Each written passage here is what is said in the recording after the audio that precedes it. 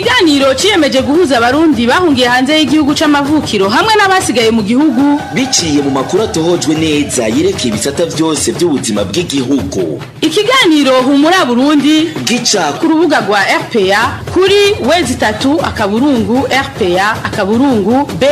Humura Burundi. Turamukije nshuti bakunzi b'ikiganiro Humura y'ino mwanya w'amakuru mu Kirundi yo kuri uyu wa kane igenekezo rya 30 Rusama umwaka wa 2019 tuyahere ku nkuru ziyagitse. Abarundi babiri bahungiye mu ikambi y'Induta mu gihugu ca Tanzania baraye bakomerekeye mu gitero c'abantu bitwaje ibigwanisho. Naho mu gisata c'ubutunzi abarundi bashika kuri 15% barabangamiwe no kubura ibifungurwa bikwiye. Muraja kuvyumva murano makuru. Mu gice ca kabiri ca kino kiganiro turaja kumva mu kigabane ako hambere ingene abarundi bita amazina y'amezi agize umwaka hamwe n'ibihe by'uranga. Onezime dushimagize nije ngira ngo mbashikirize ano makuru. Fabrice ndi mu rukundo hamwe na Jean Pierre nifashije batuma amajwi abashikira mugashobora kandi kudukurikira ikibiriraho kuri Facebook RPA ry'Abanyagihugu mukanya idonido. Ndongeye kubaramutsa abarundi babiri b'impunzi bo mu ikambi y'Induta mu gihugu ca Tanzania baraye bakomerekeye mu gitero c'abantu bitwaje ibigwanisho. Impunzi zivuga ko zitekewe n'ubwoba kuko ibitero bene ivyo vyabaye ndanse muri iyo kambi. Inkuru tubaza Vicky Chris n'interetse. Higihe cy'isaha zibiri z'ijoro kuri wa gatatu niho amazone ya 11 na 13 yo mu ikambi y'Induta yategwe n'abantu bitwaje ibigwanisho. Ico gihe kuko ino mpunzi ba muri iyo micungarari bimenyesha umuntu umwe azwi ku izina rya Ngenzi aba muri village ya 11 zone ya 11 ku nomero 47 yarakomeretse bikomeye acumiswe ibugita naho bagizi ba nabi baramucumaguye imbugita bamucumise imbugita zishaka zigera ku ndwi hari imbugita bacumise mu gahanga hari imbugita bacumise mu gikanu hari imbugita bacumise ku maboko hari n'izindi imbugita bacumise mu kundi kuboko izindi baracumise maja mu mugongo baramwishe gose ntiboraba imbugita zararenze n'ubu bamutwaye mu bitaro ntawuzi ngo arakira canke ntaza gukira. Abo bagizi ba nabi baciye baja muri zone ya 13 batera ku muhana witwa Minani Selemani batazira musabato aba muri village ya 30 inimero 80. Amakuru ava Hinduta amenyesha ko uretse ko nawe yacumiswe ibugita bagiye banamusahuye amafaranga yari afise. Aje kumukubitinya ndasharasahura amafaranga yiwe yari afite kubera asanga ari mu motari angana 200,000 hanyuma bahiye gusaba ayo mahera bashobora bacamusubita imbugita ku maboko baragenda. Naho hata muntu bashoboye kumenya mu bagavye ivyo bitero impunzi z'Induta zivuga ko abo bantu bari bambaye umwambaro usa n'uwa gisirikare c'u Burundi. Baje bambaye impuzu z'igisirikare c'u Burundi bamwe barafise impuzu zito n'ubundi umwe yarafise urukoro runini rufise igisanduku bayita ngo ni mitraillette barindwi kandi bose bari bambaye impuzu za gisirikare nyene c'u Burundi nyene ntavyo kwinyegeza n'amabuti n'ibyo birato bambara zari c'u Burundi nyene twarababonye n'ingene bace bagenda bafashe inzira icabuka ku ndorobo batera bamera nk'abacabuka hakurya. Izo mpunzi zirongera zikamenyesha ko naho zatabaje igipolisi kitigeze kiza gutabara ari nako gusaba HCR na leta ya Tanzania kurushiriza kubacungereye umutekano bidakunze bakabarondera ikindi gihugu cyo bakira. Arakoze Vicky Chris n'interetse. Abana babiri bari bamaze imisi 3 bafungiwe mu gasho k'igipolisi muri commune Giteranyi y'intara Muyinga baridegemvya kuva kuri uyu wa kane. Inyuma yo kugira amatohoza inyamiramabi yo muri commune Giteranyi yacishikiriza iteriteka Sherisa na Irakoze Bertrand umukuru w'umutumba Gisangazuba. Iyo nyamiramabi ikaba yaciye isaba ko abavyeyi babo bana canke bamwe mu bagize umuryango wabo boza kubatora. Ni mu gihe igipolisi cari cabahagaritse ku musi wa mbere bariko bagerageza kujabuka uruza Kagera ngo baje mu gihugu c'u Rwanda. Tumira amatito bandanye. Humura Burundi. Tutandukira igisata c'ubutunzi integuro y'amafaranga leta igiye gukoresha kuva mu kwezi kw'indwi kuza kugeza mu kwa gatatu umwaka wa 2020 hari ibisata bimwe nkoramutima yagiye irirengagiza. Uwo n'umwihwezo wa Faustin Ndikumana rongo yishira hamwe rihamagarira abarundi kwikangura bagahindura ingendo parseme.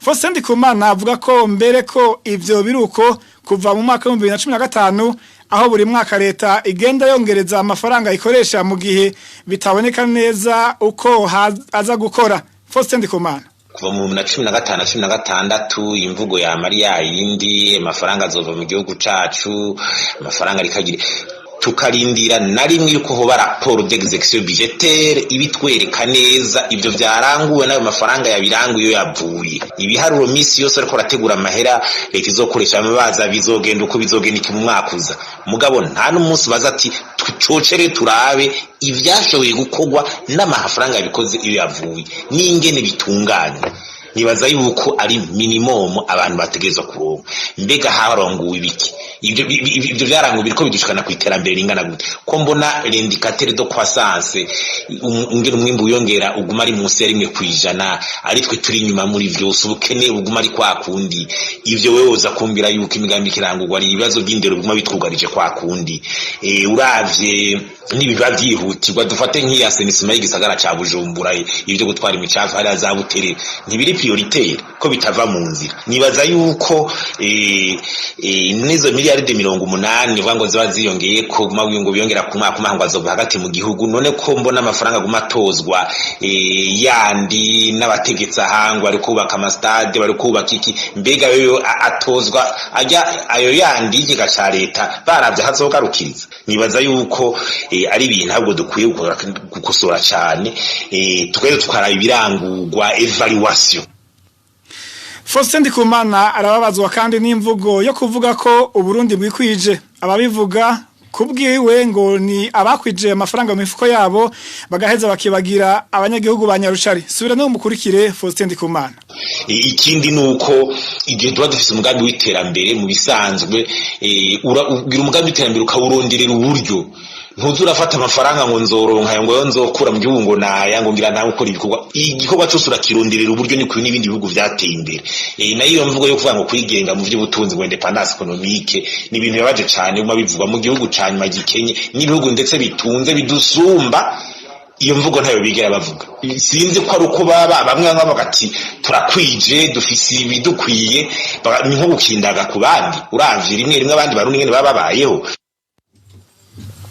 Tubibutse ko integuro y'amafaranga ategekanywa gukoreshwa na leta y'u Burundi muri uyu mwaka arenga gato miliyaridi 1,500 leta y'u Burundi ikaba itegekanya ko ku bice birenga 88% izokwibako iyo nteguro rero umushikiranganje nako w'ikiga ca leta yayishikirije abashinga amateka kuri uwa gatatu mu ngoro y'amakoraniro yo mu Kigobe.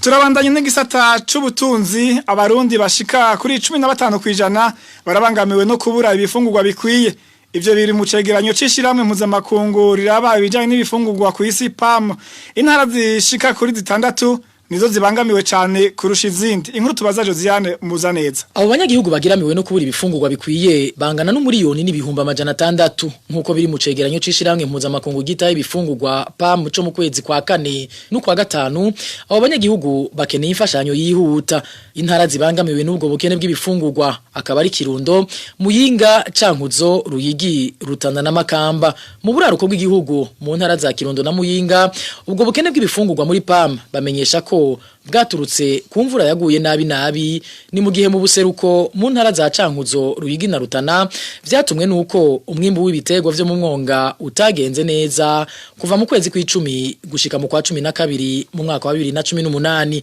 kubera ubwo bukene bw'ibifungurwa abanyagihugu barenga ibihumbi 710 barahawe imfashanyo n'ishirahamwe PAM mu kwezi kwa 4 kuno mwaka muri bo harimo abanyeshure bashika ku bihumbi 570 bafunguriwe kw'ishure amatona arenga 1000 mu ntumbero yuko batoheba kwiga kubera inzara kuko benshi muri abo banyeshure baturuka mu miryango ikenye abandi bafashijwe n'abakenyezi bibungenze n'abonsa bashika ku bihumbi 8 hamwe n'abandi bana ibihumbi 8 nyene bafise munsi y'imyaka 5 bo mu ntara za Kirundo Rutana na Ngozi bahawe amatoni 98 kugira bafashwe mu kunganira mu vyo bafungura mwishirahamwe mpuzamakungu rije gw'imfungurwa PAM barongera bakanamenyesha ko hakenewe miliyoni 21 z'amadolari y'abanyamerika kugira ngo bashobore kugarukira kubageramiwe n'ubwo bukene bw'ibifungurwa kuva mu kwezi kwa 5 gushika mu kw'icumi. Humura Burundi.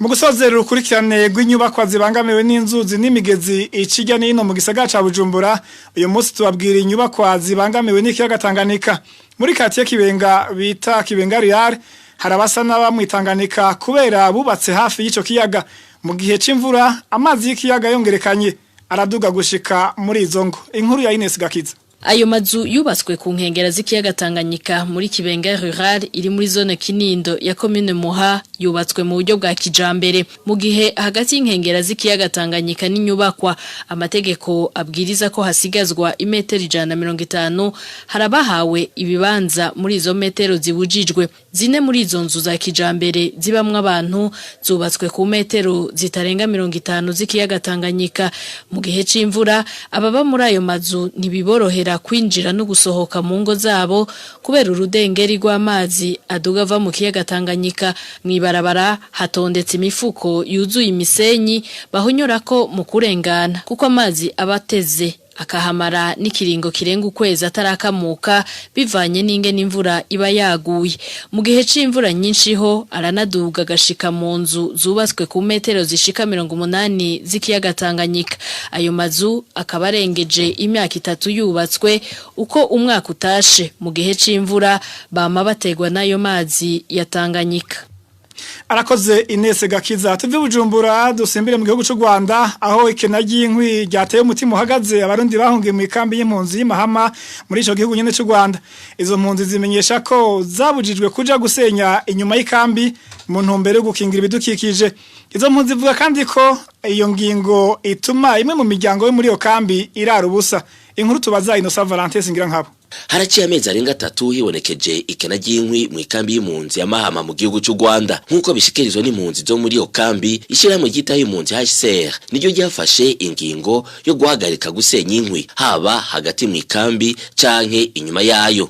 Mu ikambi muri rusange hari ingorane z'inkwi amezi ajabe 3 bari bazahagaritse kubera ngo bagira baduhe gaze amezi 3 kandi ubu nta rukwina rumwe ruhari urumva reko impunzi sinzi nyene zigiye kuba Mwishirahamwe HCR bamenyesha ko iyo ngingo yafashwe kugira ibidukikije bikingigwe bamwe mu baserukira impunzi bakaba bamaze iminsi bariko barahabwa inyigisho zo gukoresha gaze ariko rero mu kurindira ko iyo gaze iboneka impunzi zivuga ko atari zose zifise ububasha bwo kugura amakara.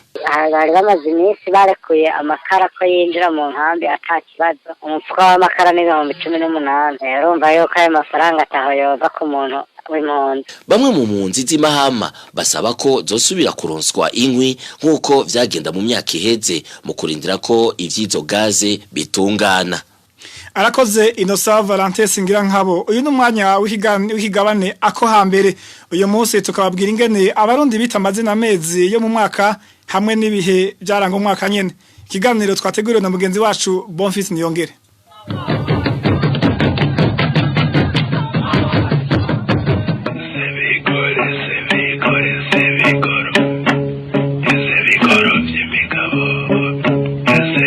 Ako hambere ikiganiro cakahise amayagwa n'imigigo n'imigenzo y'ikirundi. Ako hambere mushikirizwa n'abamenyesha amakuru ba RPA iminsi yose ya kane.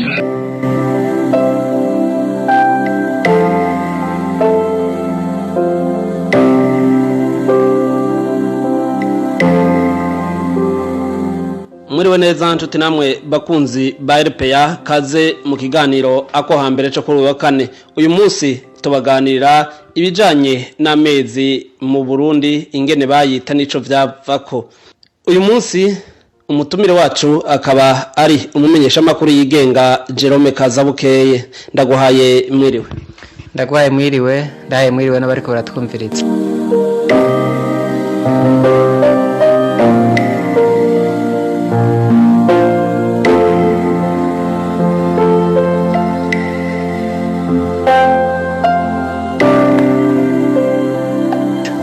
Amezi mu Burundi yarafise uko yitwa kuva ku kwa mbere gushika ku 12 bakayitirira amazina bivanye nico ayo mezi yaba bayazigamwo canke ico baba bayabonamwo mbega Gakazabukeye vyo vyari vyifashe gute ingene abarundi bise amezi Burundi.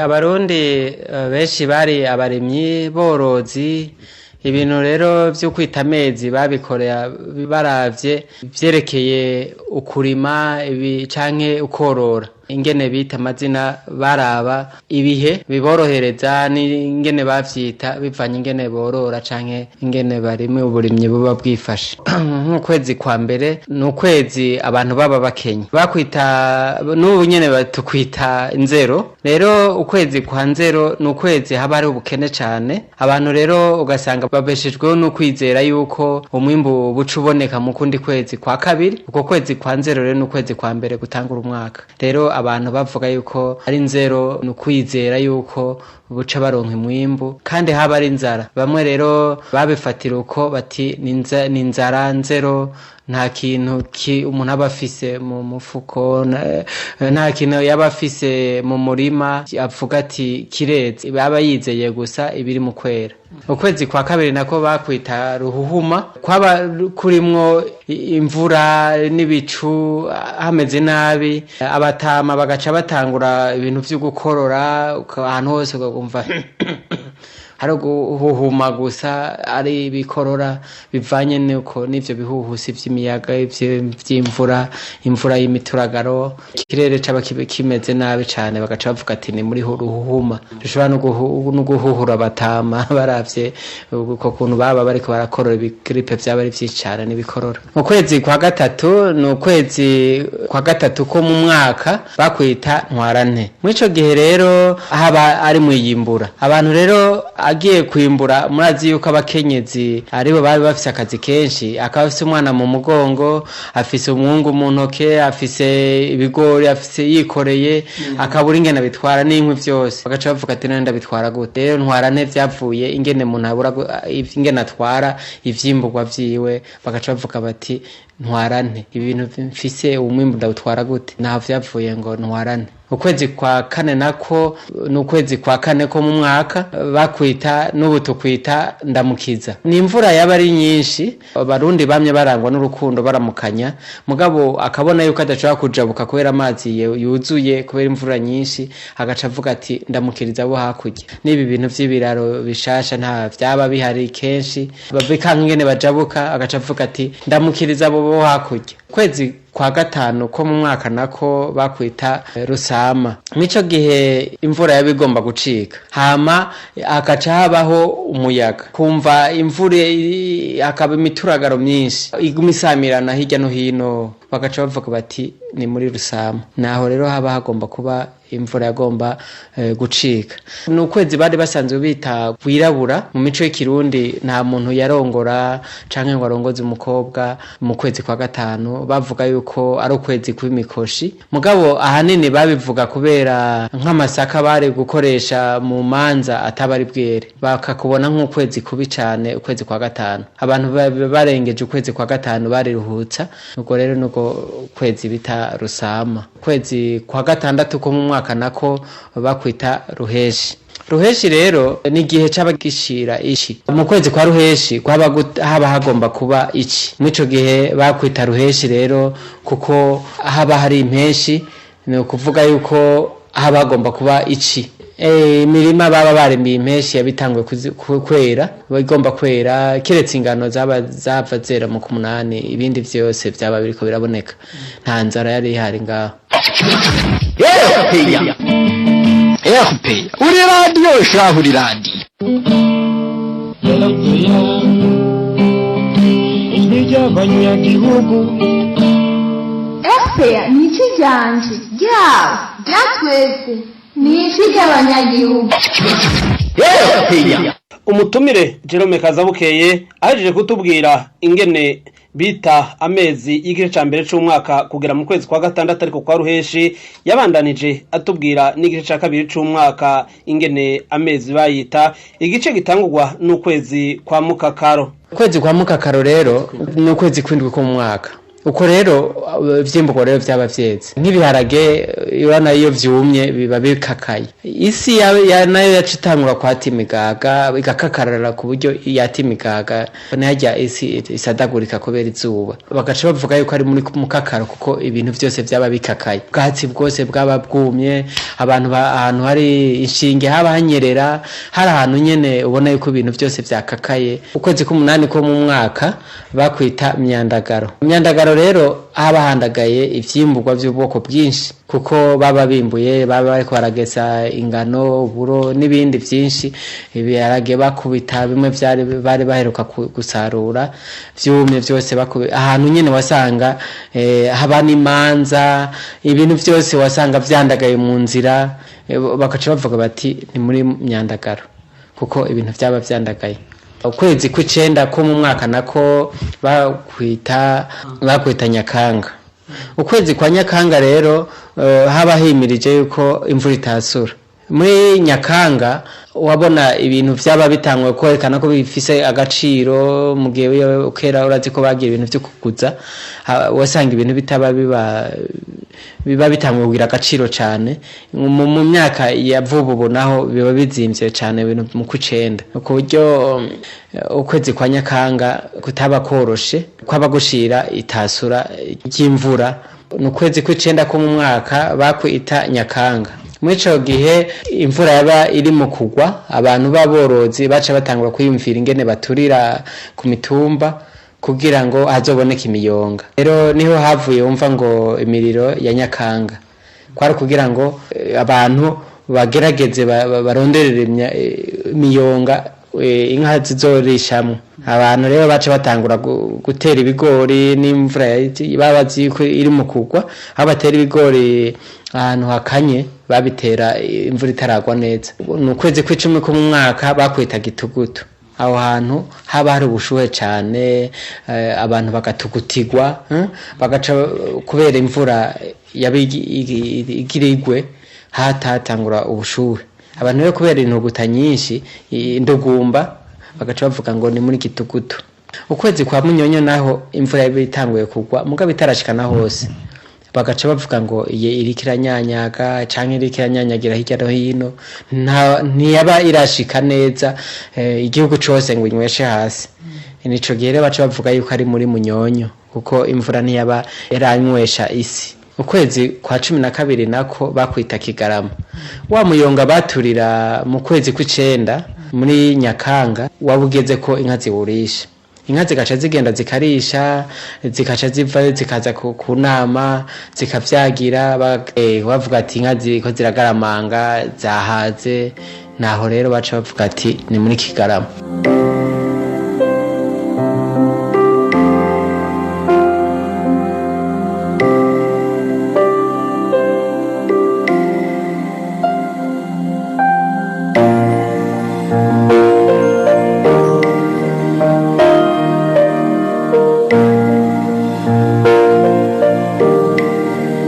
Inyuma y'insiguro z'amezi yose uko ari 12 agize umwaka umutumire Jerome Kazabukeye aratubwira ingene ibihe by'umwaka babigabura bafatiye ku kuntu imvurirwa n'ivyimbugwa uko baba ariko baravyimbura ibindi navyo biteragira. Mu burimyi barabigabura ayo mezi kugira ngo bavuge bati aya hapa n'ugusa. Haraho agatasi rero guhera nko mu kw'icenda gushika mu kwa mbere imvura itasura bavuga yuko ari agatasi. Mu ico gihe baravuga bati tugomba turima ivy'agatasi hama hakaca haba rero ukwezi kwa mbere kwa kabiri kwa gatatu kwa kane no kwa gatanu aho rero baca bavuga yuko naho hari mu rushana imvura yaba yakuye. Y'ukwezi kwa mbere no kwa kabiri hari kandi kantu kahaca izuba rikaka bakita gute agaco ko kwimbura aho kantu kaca hagati kwari hagati yo kwimbura no kwiyumvira kuri imibindi ni gice imvura itabiri kiragwa cyane. Imvura yaratanga umuco bagacapfa ko ari mu kubezi. Mu rushana vyagenda gute? Mu rushana rero hoho wasanga imvura ari nyinshi kandi n'ubu iragwa mu rushana. Imvura y'urushana ni ikintu twakoze twumva. Abarundi rero barakunda kwiha uwo mwanya wo kuvuga ngo tubigabura uko kugira babimenye. Mu rushana barema ibizokwera mu mpeshi bijya bavuga ngo vy'impeshi kurimira impeshi ntibayivuga ngo kurima mu mpeshi barima kurimira impeshi kuko mu mpeshi haba ariho bazohava bimbura. Mu rushana bararima nk'ingano bagatera n'ubwishaza bagatera n'ibiraya bararima rero bakarimira impeshi canke n'ibindi bizokwera muci nk'ingano zozora ziko mu ceriho zera mu kumunani.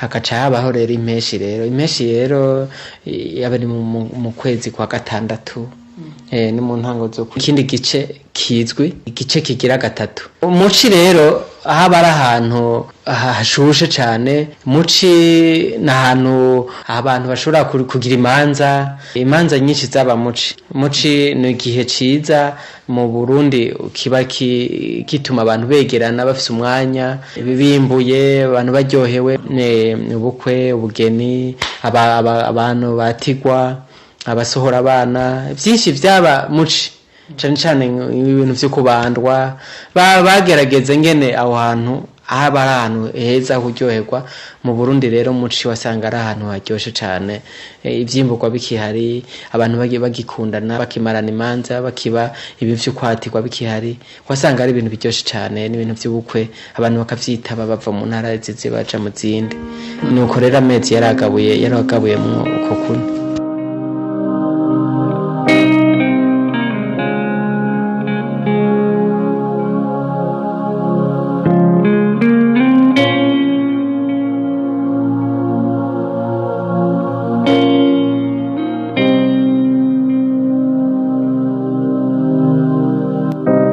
Jerome Kazabukeye ndabakengurukiye kuri izo nsiguro zose mwatanze z'amezi n'ibihe mu Burundi.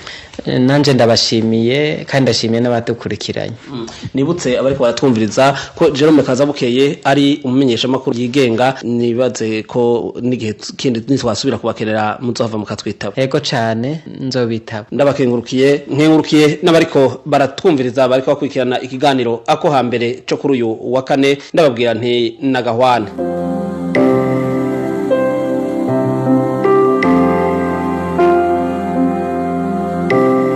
Cyari ikiganiro ako hambere imigenzo amayago n'imigigo yabo hambere tubiraga abana ako hambere